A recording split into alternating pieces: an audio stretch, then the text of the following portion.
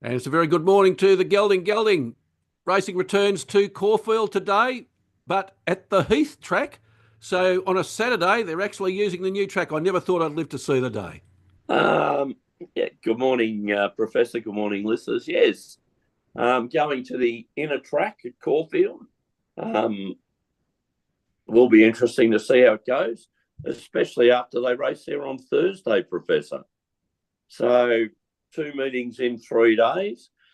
After I think this is about race meeting number 7 on the inner track. There's another race course, Gelding, that hasn't had much work recently. They could use that track. Two tracks out at Sandown, Professor. I'm trying to think the last time it was used. When was the last time a racing club had 4 tracks to choose from? Oh, well, they've got Mornington as well. So, yeah, I would have thought, not too many. Do you think we've got too many tracks in the metropolitan area, Professor? Well, given the amount of money that racing clubs are hemorrhaging at the moment, Gelding, I would have thought the money that you put into maintaining and improving a number of tracks for the one racing club would seem like duplicated spending, which you could easily save. You bring your common sense into a discussion, Professor. I know you always try and get me with the common sense, but look, Professor, race clubs at the moment, I'm trying to figure out who's worse, the Victorian government or the Victorian racing clubs. Who's spending the most money? Oh, it'd be a dead heat, wouldn't it? Yeah, and I thought we're going through difficult times at the moment, but they certainly seem to be, well, there's a little word for it, I suppose, Professor, and in your profession, they've been accused of that as well, looking after themselves, and pigs in troughs, I think, is the word that's sometimes used, isn't it? Yes, it is, Gelding, and also hubris. Yes. I had to laugh at the email I got during the week saying that there was consideration for Caulfield, the Melbourne Racing Club, selling part of the premises. And we've talked about this before, Gelding, where the trainers used to have their training facilities. Got 100 years of tradition, Professor. Yes, the 100 years of tradition, which is gone. A private school looks like they're going to buy that part of the area of the racecourse, Gelding, for $180 plus million. That's only to square the books, Gelding. Selling that off only squares the books. It doesn't put them in front. Just imagine if they hadn't have been in the red for, 170, 175 million. How good would the balance sheet look? Yes, Professor. They might be able to give something back to their members, do you think? Hey, and look after them rather than charge $500, have a sit-down meal at the races. Look, can I get on the soapbox now, Professor, or later? Oh, please do, Gelding. We may as well do that before we start our tips. All right. This is a crack at Melbourne racing compared to New South Wales racing. Look, Professor, I looked up the 8 golden rules of spin during the week, and it came up as the 8 rules of spin. Regardless of the truth, talk yourself up. Only admit what you absolutely have to. Play it down. Stick to the script. Use fancy words.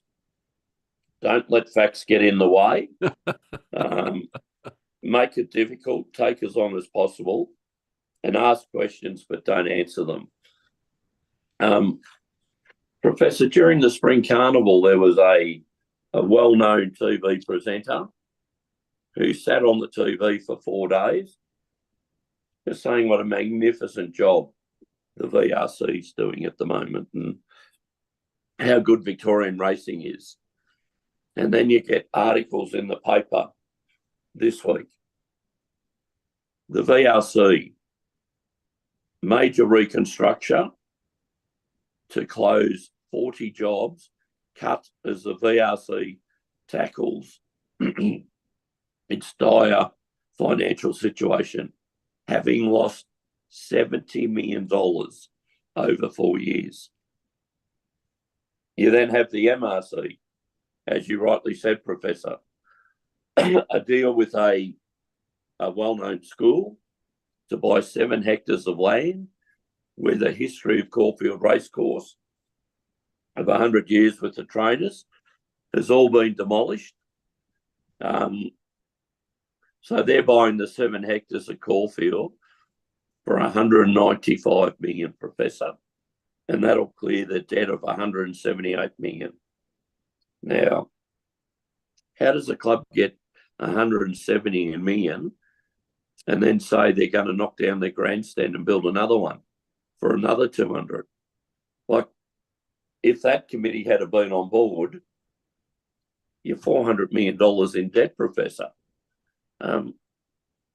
What does that take to service? Yeah, takes a lot of money, Gelding. Moonee Valley, Professor, they decided, we've run the Cox Plate at Moonee Valley for over 100 years. Famous horses, Far Lap, Kingston Town have all won on the old track. Yeah, 50,000. What does the race club committee do? Oh, this is no good. We'll just knock it all down and redesign it. So, God knows how much. Must have a lot of money in the bank, Gelding, to do things like that. So, you'd imagine they're going to be in the red as well. But the spin doctor during the Spring Carnival was saying how good a job everyone's doing. Yeah. Yet all the clubs, millions and millions of dollars in debt. Racing New South Wales have, as we've discussed on the show, Professor, how many races have they got that are worth more than what we're racing for? Here, I wonder why. Committees are wasting the money that the TAB is raising. I'm sure they've got some good committee rooms, Professor, and good lunches, but I don't know whether they're doing racing any good. 3 race clubs in the city, Racing Victoria. Does anyone question where the money's going? Yeah, well. And is it being used wisely, Professor? Yeah, you're right there, Gelding. You're right. All right, Gelding, we better get on to today's racing. We better get down off the soapbox. It's at the Heath, as I said, a 10-race card. The first is at 12:30 p.m. The last is at 5:40 p.m. The feature race, Gelding. Now, Gelding, here's another question. The feature race is race 5. Why is the feature race at race 5? Why don't they make the feature race race 8? The Magic Millions 2-year-old classic, 1,100 metres. It's an open race. It's worth the most money for the day, Gelding, $250,000, hidden at race 5. Can you explain this to me? Why isn't it, if a feature race should be race 8 or 9 on the card? Yes, the Daily Double used to be a race 7 and race 9, Professor. And race 7 now, of course, with the 10 race programs. Race 7's the first leg of the quadrella, Professor. Why isn't the main race of the day the first leg of the quadrella? Well, yeah, you ask interesting questions, Gelding. Well, it's a spin, Professor. That's why I didn't answer your question, because there's no logical answer. They say ask the question if you can't answer the question. All right, Gelding. The tracks are good for the rails in the true position. What are your 2 best bets for today's racing? Oh, Professor, going very, very late in the day. Race 9's the first one I like. Horse number 3, with the 3rd test starting today, Professor. I like a horse called Warnie, trained by Kieran Maher. This horse has had 3 starts in Australia, Professor. It's 1-1 at Flemington, and let me say it was a bit stiff not to win all 3, Professor. Warnie's a 4-year-old stallion who's had 7 starts for 3 wins, 2/3. Last start it was 3rd of the main track at Caulfield in a Group 3 race, Professor. So I'm hoping that Warnie can back up today and provide us with a win. Excuse my throat, Professor.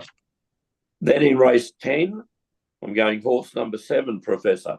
And let me say this, Professor, everyone wants a Zoo Star, don't they? They do.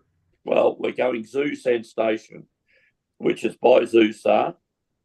Horses had 18 starts for 4 wins, 2 seconds, and 4 thirds.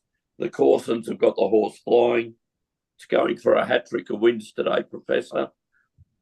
Steps up from a 78 to a benchmark 84. Drawn very well in barrier 2. So hopefully can get the run of the race. We'll be relying on the jockey, Ben Allen, to position this horse well. And hopefully we can go on from there, Professor. So my 2 tips, Professor, race 9, number 3, Warnie, into race 10, number 7, Zoo Sensation. And you like, Professor? Yeah, I'm going a little bit earlier than you, Gelding, but not race 1 or race 2. Very good, Professor. I like it. First one for me, Gelding, is race 3, the Melbourne Racing Club Chairman's Club Handicap for 3-year-old horses and above. It's a benchmark 70 over 1,600 metres. I like in this race, Gelding, horse number 10, Indian Jewel, coming out of barrier 5. Had 10 starts for 3 wins and 4 placings, so a reasonable 30% win rate, 70% place rate. A good win last start at the Heath, Gelding, over the same distance, so that caught my eye to start with. Up in class today, but has a bit up its sleeve, I think, and this race certainly suits. Being ridden by Damien Lane, who's one of the form jockeys at the moment. He's got a 14% win rate over his last 50, and a former trainer of ours, Gelding, and we commented that there are quite a number of former trainers of ours, Mick Price and Michael Kent Jr. They're in tremendous form over the last 50, Gelding, 20% over the last 50 races, and you can get good each way odds here, Gelding, of $4 and $1.65 at the moment. Very nice, Professor. I did notice the prize money in this race, though, Professor. Why is it 80,000 on a Saturday? Well, that's all the MRC chairman had, Gelding. Oh, okay. Again, I was just sorry to sidetrack you.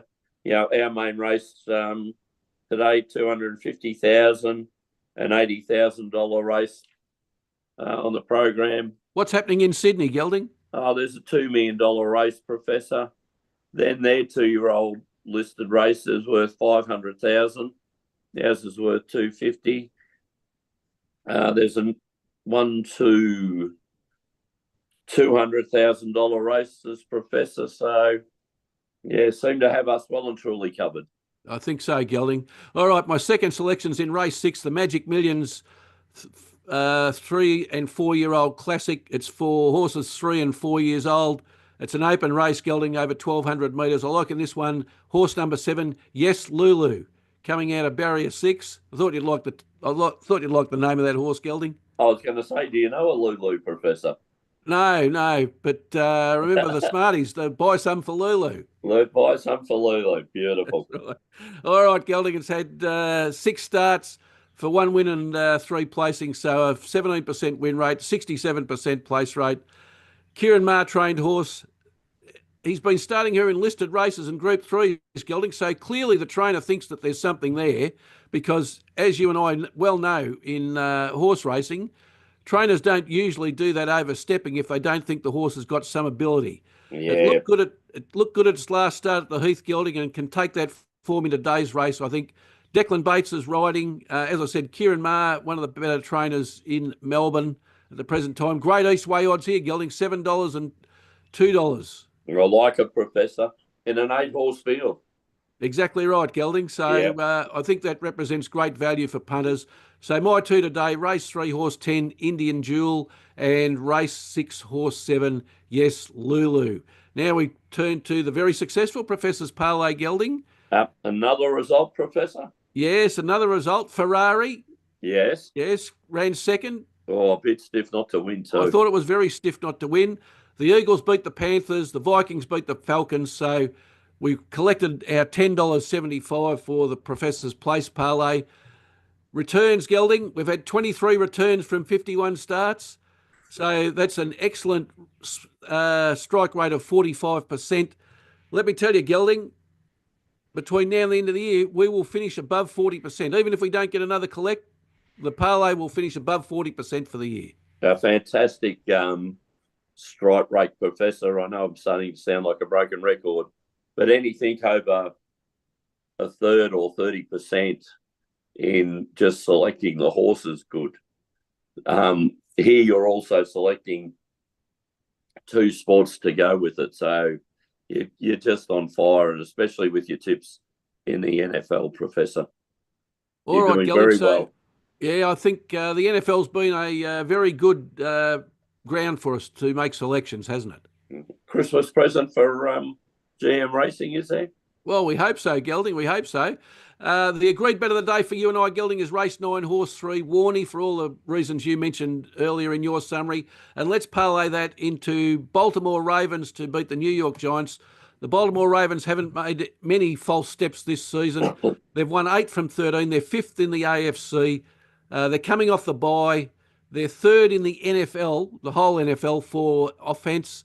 They average 29.5 points per game, Gelding. So, yep. You know, they're scoring nearly 30 points every time they walk on the field. They're very difficult to beat. The Giants, Gelding, they've had a season that they want to forget. They're stone motherless last in the NFC. They've only won 2 out of 13. They've got the worst offence in the NFL. They only score 15 points a game, Gelding. So when you've got a team that's scoring nearly almost double that, you're not going to win many games, are you? Exactly, Professor. So Vikings having a fantastic year.